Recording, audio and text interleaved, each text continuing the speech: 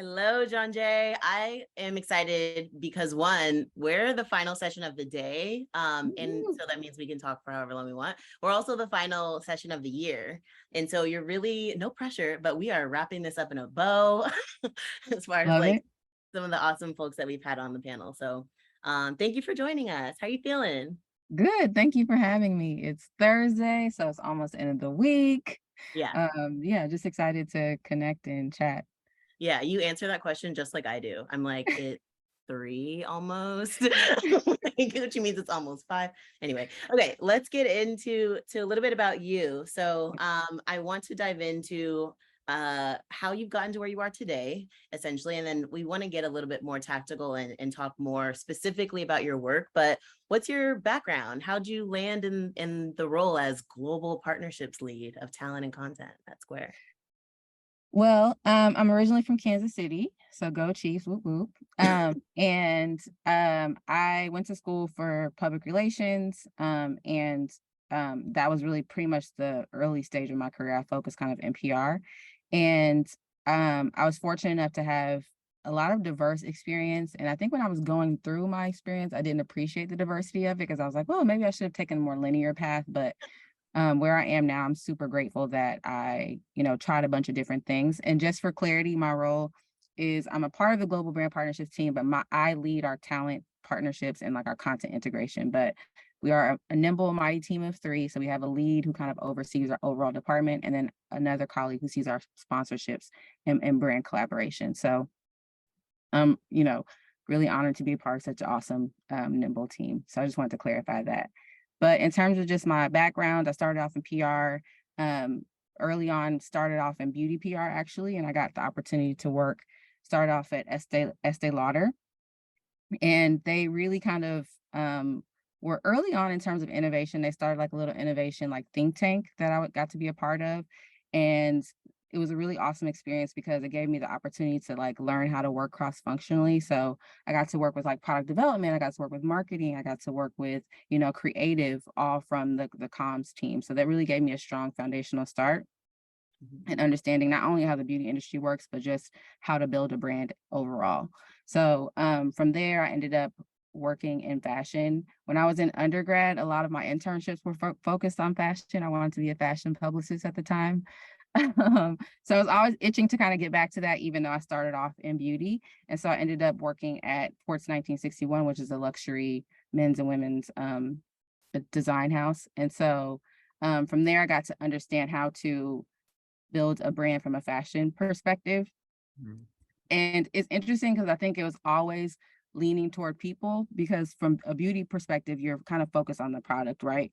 But Yeah. from a fashion perspective, you're focused on getting the clothes in the right magazine, you're focused on getting the clothes on the right people. And so it really kind of gave me a different lens of understanding early on, kind of like the power that a person had to help build a brand.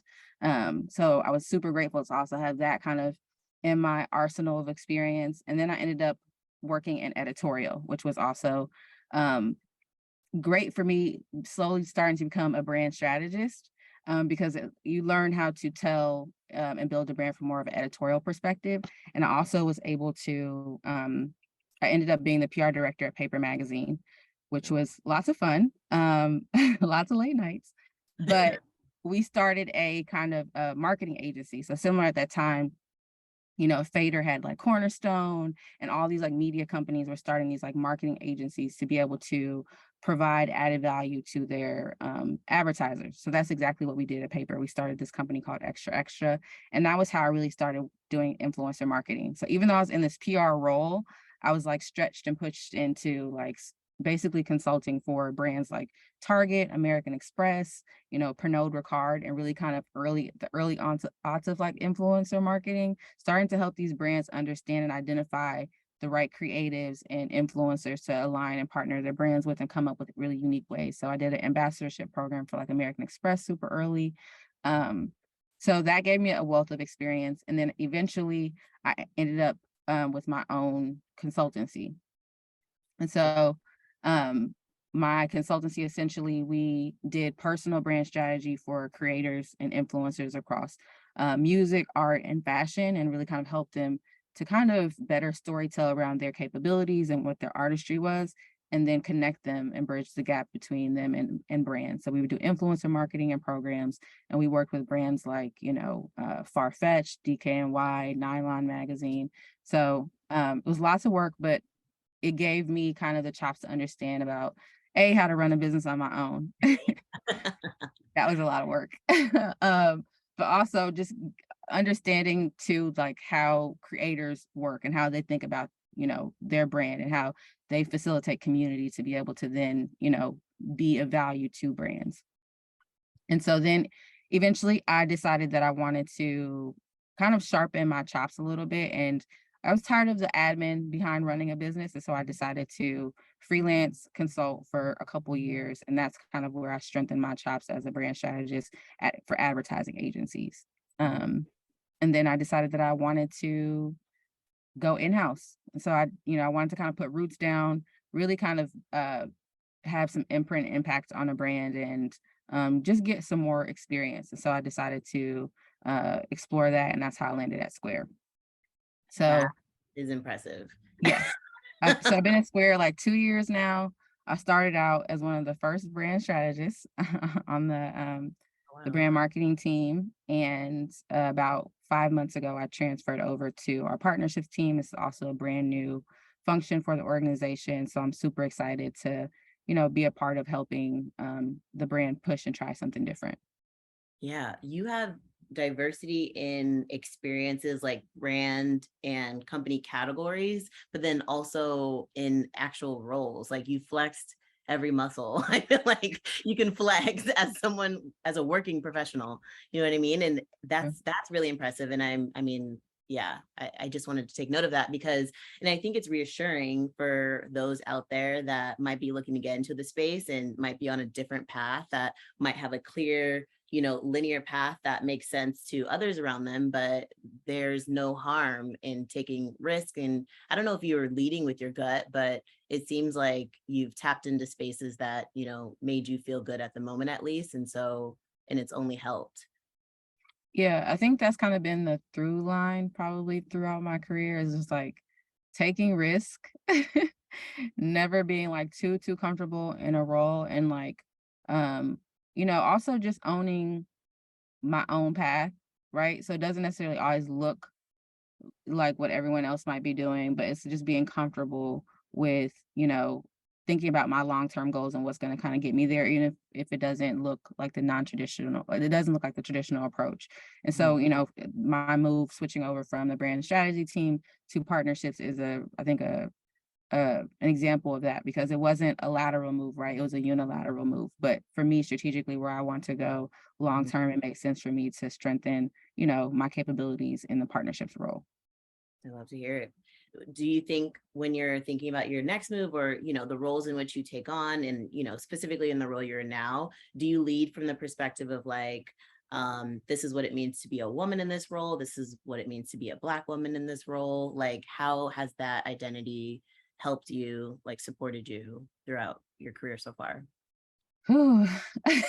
Those are two big things, a woman and a Black woman. I was like, intersectionality, do we want to get into it? Yeah, I'll say, more so for me, it's like, I don't necessarily know that I lead with that, but I definitely think that it impacts my perception of things. I think the tech space was new for me. So coming into, working at Square, I definitely think that because of my experience traditionally, I've probably always been the only person of color, sometimes the only woman of color. And so, coming into a new space in a new industry, I think I had some, imposter syndrome. And so, it's like, okay, but why do I feel that way? You know, because traditionally this space wasn't created for women, for people who look like me. But the blessing is that things are changing, and, Square is such a diverse organization. Our team is so diverse. Our SVP is a bomb ass Black woman, so it's like getting to see people who look like me thriving in roles that, we didn't have several years ago, I think helps me continue to be inspired and push myself. And, in terms of just the imposter syndrome, I had to get over that. I'm not saying that I can completely Yeah. walk in confidence in everything. I definitely still have moments where I have imposter syndrome, but that was more so just like, well, they didn't hire you because you hoodwinked them. They hired you because you're capable, right? So just continuing to like do the things to make sure that I'm finding healthy ways to affirm myself, and also just continue to educate and get the training that I need for areas where I may not necessarily be strong. So Yeah. I don't know if that answers the question, but Yeah, I think it does. And you touched already on the fact that, Square in general hires a diverse workforce. And I would argue it's really evident by way of the content and the messaging that you guys put out there, right? There's content that I can resonate with, that, people around me resonate with as well in their own unique ways. And so I think that's really powerful. So to tap a little bit more into the work that you're doing, how do you work with influencers? What does your day-to-day look like? How are you tapping into this creator space? Tell us more about that. yeah, so again, this is somewhat of a new space for us. It's interesting because I think over the past couple years, entrepreneurs have kind of become like these superstars, right? And so, Yeah. working for yourself and having, freedom and autonomy over your, essentially your time has become something that I think a lot of people aspire to have, especially because of the pandemic. And so we, our sellers are our superstars. So, we're very fortunate to be able to work and help with our tools so many entrepreneurs across the world. And so working for a purpose-driven company already in itself, makes the work feel fulfilling. But I think in terms of how we're thinking about engaging entrepreneurs or uh, creators and influencers is really people who align with our values. So Square stands for economic empowerment. And so we want to partner with people who not only align with those values, but are representative of the work that, we're doing. People that have interesting stories of how they're able to, start, run, and grow a business, and how our tools have been able to help them do that. And then also too, just, Square kind of has this background of like being disruptive and like innovation coming into the space really early on. And so we also want to partner with creatives who are similarly doing disruptive things. And so we recently launched a program called the Culinary Creators Series, which essentially is a platform to work with innovative chefs. Restaurants is, something that we are able to provide tools for a lot of restaurants to be able to grow their business, be able to meet the omni-channel demands of what it takes to have a restaurant business. And so for us, we are really wanting to highlight the chefs who are doing that. And so through Culinary Creators Project, we're essentially partnering with innovative creatives in the culinary space by either helping them have a pop-up restaurant that we use all of our, tools, our POS system, everything they need to run the back of house of their kitchen, to the front of house of their kitchen, and giving them a pop-up space to be able to bring their culinary creations to life. Wow. So we recently did a pop-up with this collective out of New York called Ghetto Gastro. I'm not sure if you've heard of them, but they're a cult favorite by lots of people. They recently launched a book called Black Power Kitchen. And so we basically gave them a pop-up restaurant in New York where they were able to not only celebrate their book, but bring the recipes from the book to life as a one night only restaurant. So programs like that are ways that we're looking to engage with creators and influencers who are doing interesting things in, food and retail, beauty, that's kind of, I think, a good high level overview of how we're engaging people. Yeah, I love it. It's such a natural extension for you guys to work with creators because they are, most of the time entrepreneurial, rightfully so, in their own spirit. So I can see how those are just like natural extensions. I'll take credit. I had I set my lash lady up who has her own small business. I set her up with Square recently. I had her make the switch. I was like, you should get Square. And she was might be on the wrong team, girl. I know. He was like, can I get a demonstration? I was like, this is how you use it. Like, I'm not a business owner, but yeah, it's changed our lives because now I can pay her really well, easily. Love to Period. I think too, like naturally working at Square, like you anytime I walk into a space, I'm like, what are y'all using for your POS? And I'm just Yeah. like, why are you using Square? Like, You can't help like, it. okay, stop. Like, you're not on the clock, you need to stop. So funny. I love it. Okay, you chatted a little bit about some of the actual events and programs that you put on creatively. I want to tap more into that and understand what the creative planning process looks like for you, especially since not everything that you do is purely social or purely digital. I feel like you tap into in real life experiences as well. I think, you know, it's kind of twofold. We definitely pay attention to, I think, what's happening culturally. Mhm. So we try to understand like trend reports and data and insights to see kind of like what's happening culturally. Because oftentimes working with influencers, they're at the forefront of what's happening in culture, right?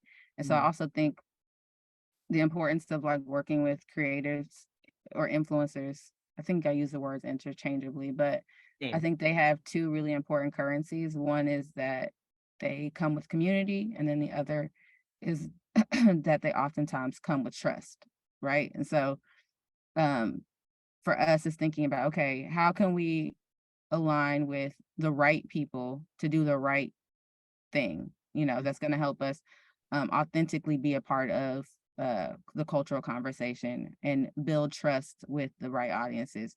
And so those are kind of things that we take into consideration when we're planning, activations or partnerships with influencers.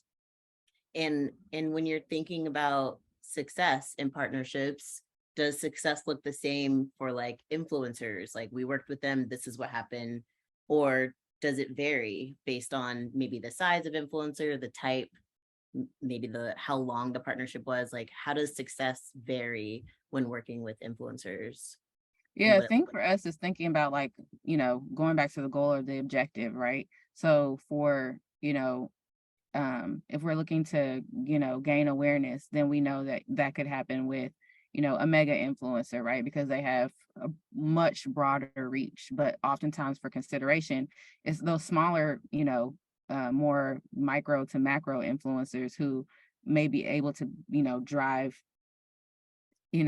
consideration a lot more than someone who has a bigger following. So definitely thinking about the objectives, our KPIs that are important to us, and then thinking about like how we're going to be able to measure that, so that we can continue to be able to take risk and do things. But oftentimes I think you do have to kind of, be okay with experimenting a little bit.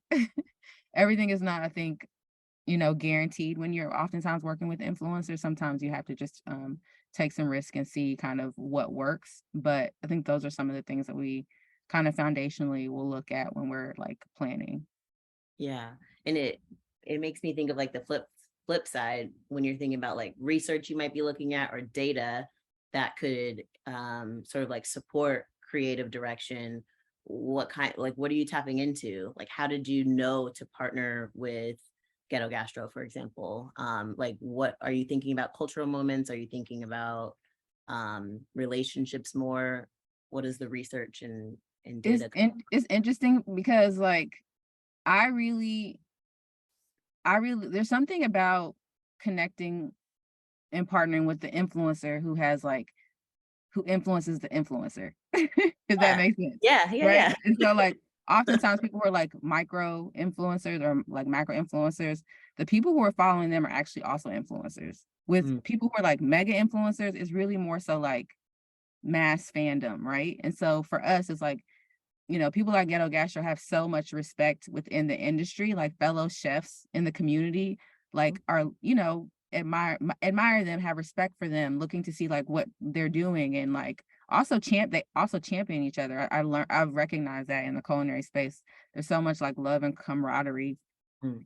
amongst the within the culinary community, especially for chefs of color.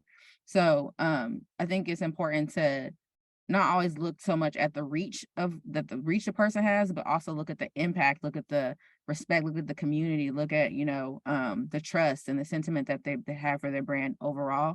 And for me, Ghetto Gastro had kind of all of those things. And so for us, you know, oftentimes people think about Square, they think about us as a little white reader. And so for us, we're trying to make sure that people understand, like, hey, we don't just power retail, we can also power full service restaurants, quick service restaurants. And these are the types of chefs that, use our product to, like, you know, you know, either make their restaurateur aspirations come to life, or Mhm. are building their business with our products. And so I think those are some of the things I was like looking at when we were looking to partner with the right kind of chef. Yeah, super smart. I'm wondering if there's like, are there challenges ever in working with influencers within, it's fintech, right? Financial technology category. What Yeah. are some of those challenges or limitations that you come across? Okay. So She's like, let me describe. I think that, it's interesting because when people hear that you work for Square or you work for fintech, they're like, oh, we about to get a bag. Like, I got some money. Oh, assumptions are made. Yeah, like cut like yeah, this is about to be like, that you definitely have people who are thinking monetary first, but for us, it's not just like we're not looking for pay to play partnerships. For us, it's like we're really wanting to add value. We're looking for people who want to have long-term partnerships with us. And not just be like, you know, a monetary exchange. We're really looking for long-term partners who believe in our brand, believe in our product, align with our values, and vice versa. Like for us, it was such an honor to be able to, partner with Ghetto Gas. So we also partner with Chef Kwame Onuichi, who's a Nigerian chef. He's Mhm. from DC, but he recently launched, he also had a cookbook that came out this summer, opened a new restaurant in New York. So he had lots of things going on. So there was lots of organic ways for us to be able to support his endeavors that made sense, that because we have the products and tools to be able to help with what he's doing. So we're looking for, not just people who are looking for a payday, but looking for people who want long-term partners who will support and believe in what they're doing, and vice versa. I'm sure you see that difference then, because you worked in fashion and you've dealt with, I mean, even seeing influencers become like a huge thing, right? Like I was going to chime in. We have, it's not about me though, but if I were to just point out, we have a similar background in that we started, or at least I started my career working with bloggers before they knew that they could even be compensated for their stuff. Like it was just a pleasure, for them to be featured on our digital magazine. And then it definitely flipped. And so with that, you see the evolution of like understanding your pay and your rates and stuff. So, I mean, your Yeah. note on saying, if I see an opportunity come through from Square as an influencer, I'm gonna be like, do you guys want to pay my mortgage? Like, Yeah. No, I mean, we definitely understand that it's a business and we want to respect what people like. Listen, we want to respect what people are doing, yeah, what people have built, and so we understand that. But I think that there's also this level of, partnership. And, yeah, that's what it's kind of all about. So there are definitely, I think, opportunities that are pay to play, and, those tend to be a little bit run of the mill. But for us, we don't really want to take that approach. yeah. Does social impact, if you think so, to kind of flip it a bit, when you think about social impact, and making sure there's like cultural relevancy in all you do, does that play a role in every single project? And are you making sure like that's known in the planning phases, or how does social impact come up in the works and projects that you take on? When you say social impact, do you mean like goodwill social impact or like Yeah. social media impact? Good. Okay. So, Um, good question. Great clarification. Yes. Like the do good, not the other stuff. Um, I think the great thing about working for Square, like, and it being a purpose-driven company, that, our mission is like economic empowerment. I feel like so much of the work that we do inherently sometimes feel like it has a social impact. Like, um, we recently partnered with CultureCon, Mm, um, which is one of the largest conferences for creatives of color. And so we did a panel that, really kind of platformed and gave entrepreneurs, or Square sellers opportunity to kind of talk about their journey. And so that's helping another person who has aspirations of doing it, but may not necessarily have the clarity, or needs, some guidance or direction, or just hearing someone else's inspiring story. So, mhm. we were able to provide, complimentary tickets to the conference, So I think partnering with, entities and organizations like CultureCon inherently kind of has a social goodwill tied to it, Yeah. because we're making sure that we're like supporting the communities that are important, So I would say, yeah, I don't think we necessarily set out to do good, to like make sure we're doing social good, quote unquote, but I think that because we are a brand that is intentional, right? I think we take those things in consideration of like, how is this supporting the audiences that, we want to make sure we're building with.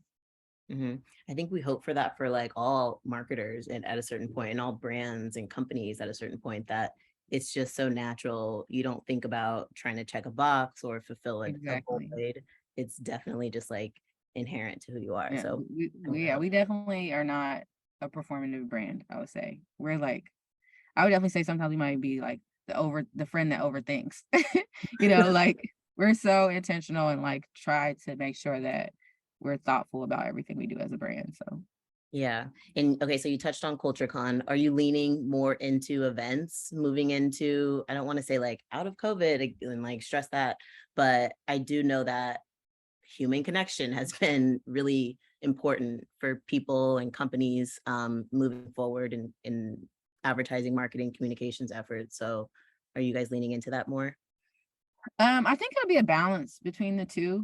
I think there's definitely value in activating things virtually, but we do understand just the power of like people being able to experience your brand up close and personal, getting FaceTime and just making those connections. So hmm I think it'll be a balance between the two. At CultureCon, it was really awesome to see. Just we basically did a marketplace for some Black owned businesses that use Square. And so like all of the people that we featured in the marketplace sold out of their products. So it's just like Sure. seeing people engage, with these sellers, and just how happy and excited it was. For some of them, it was their biggest selling day for that year. So it's like things like that you can't do. It's not the same experience virtually. So I think that those opportunities give us, more inspiration to continue to like have a diverse mix of experiences, but either virtually or in person. Yeah, that's awesome. It brought up something as you were saying, and I'm thinking about like these companies and businesses like selling out on the ground, and you getting like sort of like real-time knowledge on, the product in use and the benefits, and how it's just like the success metrics are so immediate. Have you ever worked with small business owners or influencers, creators in a way to inspire product development? And I know this might be like a team question in general, but have you worked with them in that sort of capacity, gotten their feedback, and it led to something, a new feature coming? We are, there's so many teams. There's like a team that's focused on, our restaurants product. There's a team that's focused on like our beauty appointments product. So research is a huge part of what we do. So I'm positive that a lot of these teams are conducting their own research to make Mhm. sure that we're understanding, what our customers need and want. We are a data rich company, so we're also taking, all the data that we could collect to understand what product tweaks to make or what people need. So yes, that's not my team's remit, but Yeah, um, I'm grateful that just from an organization standpoint, we are constantly keeping our ear to the ground in terms of like what our sellers need and want, and making sure that like we're innovating or staying ahead of the curve to make sure that they're able to have the right tools, because things are constantly changing, right? Especially just I think COVID changed everything in the way people run their business. And so I think it's pushed us to make sure that we're continuing to provide the things that people need to be able to not just sustain, but like grow with the changes that are constantly coming. yeah, I love to hear it. For sure. Okay, so innovation, if we were to take a step, I know we were thinking, or you mentioned already, how the world is changing, consumer habits are changing. I'm changing the way in which I pay for the services around me on a personal level. What is Listen, innovation? I be tapping my phone with Apple Pay like I'm a I'm like, baller. I'm like, oh my, Like when I you go almost with want to your take it off. wallet, I'm like, yeah, I miss a debit card because that's like a little bit more mindful when you're spending. 100%, 100. I know. It's like it was like cash was, it's same, but yeah. Yeah. What does innovation look like for you think? I think, I mean, from a marketing perspective, I would say innovation looks like just finding interesting ways to partner with creatives, you know? I Mhm. love I think, I'm always inspired. Just because I'm in tech doesn't necessarily mean that I only look to see what tech brands are doing, but I am constantly inspired by other brands to see how they're finding creative ways to like partner with creatives. And so like, yeah, I think finding interesting ways to storytell around product, but then also kind of being able to, again, going back to that currency conversation, is like authentically connect with communities and like authentically build trust with communities, and influencers are the way to do that. So, I love the emergence of like music and food, and what like KFC did with Jack Harlow, what Yeah. McDonald's did with Saweetie and Travis Scott, and like, Megan Scott, Megan the Stallion and like Popeyes. Like I love seeing stuff like that because it's, fusing two cultural pillars together, and then be able to like connect with audiences and community in like a way that feels relevant and like fresh and makes these brands a part of these conversations. So Mhm. I think that's what innovation looks like to me from a marketing and like partnerships perspective. You took the words out of, or the question, you answered it in that answer as well. When I was going to say, do you look at other brands and categories and add trends from other, or do you stick with what's happening across your competitors, right? So I think that's huge to just like have a pulse on everything that's going out. And it's, again, given like your background, I'm sure it's like all transferable, the experiences that you had. So that's great. I want to change it up a little bit and talk a little bit more personally. And now we have a couple more minutes left. Okay. I want to know what inspires you. I want to know what like gets you up every day. What's keeping you going? Ooh, I think it's kind of like twofold, because I think I have like personally what gets me up every day is just like I try to just be grateful that I have the ability to get up. So just like, you know, trying to stay in a place of gratitude. I think also too just the fact that I have like another day to meet, you know, meet some of the marks that I maybe didn't meet the day before, like another day to like get better, or just strive to be a better version of myself, you know. So each day I think that is kind of what inspires me. Is like, okay, I have another chance to like do better, or you know, get it right, where I was a little impatient with somebody the day before. Right. Whereas tomorrow I might be like, okay, I'm gonna be a little bit more thoughtful about my interaction today. Yep. You So got I up. would say that I would say, yeah, I'd say personally that is probably what I think about. That's what inspires me. And then I think professionally, just going back to like, you know, it is a blessing to, again, to be able to work for a company that's actually stands for something. So just, the fact that like the work that we're doing is inherently really helping people run their business, Mhm. especially just with all the things happening with the economy and just the state of the world. It's like, just businesses, especially small businesses, are kind of the backbone of communities. And so, like, being able to inform people that we have the things that they need to kind of help their business, I think is kind of what motivates me. Yeah. What does balance look like for you? Girl, that is a myth. It's There ain't no all such these thing as balance. moments. Balance, it's a myth. Yeah, no. I don't think that I honestly don't. I don't know. I'm trying to find it. So if you have the Yeah. hack for balance, if anybody has a hack for balance, please DM me or email Yeah, me. yeah, 'Cause put them in the comments. I'm trying to figure that out. I think I definitely am super into self-care.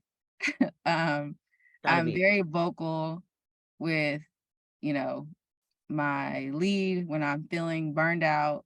I'm not afraid to vocalize that.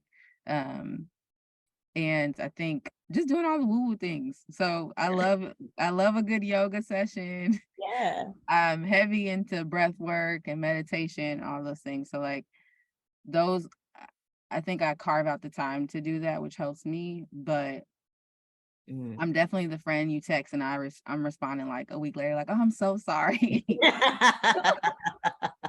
We So all have. like, I'm that. I definitely could be that for sure. My yeah, friends watching this right now are probably like, yeah, that's you. yeah. I definitely posted on Insta the like flyer for this so people could come. And I know people are like, girl, I texted you like. Yeah, exactly. You have time for this, but so funny. What about okay, what about advice? What advice have you gotten that's helped you in where you are? And maybe what would you offer up to someone else? Oh, advice. Okay. Two things. Recently, one of my colleagues, I think our lead might have posted this, but it was like, if you're not learning or earning, it's time to go. So like in roles, like if you're not learning something new or, being, if there's not opportunity for growth anymore, or you're not like earning, or you feel like you've capped it, your earning potential in that role, it's time to go, and making sure that, yeah, you're not becoming complacent and paying attention to that. So that was a good like gut check for me hearing that. So shout out to Duchesne. And the other thing, I think something my mom used to always tell me when I would like grumble and complain about, this isn't even part of my role, or things like that. When I want to complain, she would always be like, always do things as if you're doing it for yourself. And so oftentimes it's like when you're pushed to do things that may not necessarily be a part of your job description, Good for you. is giving you the opportunity to acquire a skill that may, you may not feel like someone's getting over on you because you're like, this is not even something I'm supposed to do. But having that skill is going to serve you in some other way. So maybe it's in your next role, or maybe it's if you have your own business, then you've learned how to do this thing that, then served you. So when I stepped out and had my own business, a lot of the things that I was doing prior in my career that I felt like I wasn't supposed to be doing ended up helping me be able to have my own consultancy. So I think I try to continue to have that mindset. I tried to have that mindset throughout my career. That is such an interesting perspective. Like, then do it for you. Like, you don't want to do it because that's how your role for someone else. Then take it back selfishly, do it to help yourself then. Wow, Exactly. that's smart. That's wise. Thanks, Mom. Yeah. Right. And then I would say advice is just like, I think it's twofold. So like if you want to be an entrepreneur, it's like finding like finding your passion and then figuring out how to monetize it and not being afraid to try it. So even if it starts out as a side hustle, it's like just try selling the thing. Try selling it. Like there's so many platforms. Like, for Square, we have tools where if you want to try to sell something on Instagram, there's a button that allows you to try to sell it on Instagram. Like it's easy to get an e-commerce store up and running, through our Square Online. So it's like there's so many ways to just like try the thing, and it's okay if you fail. So and you will eventually figure out what the sweet spot is. And then for people who have more, like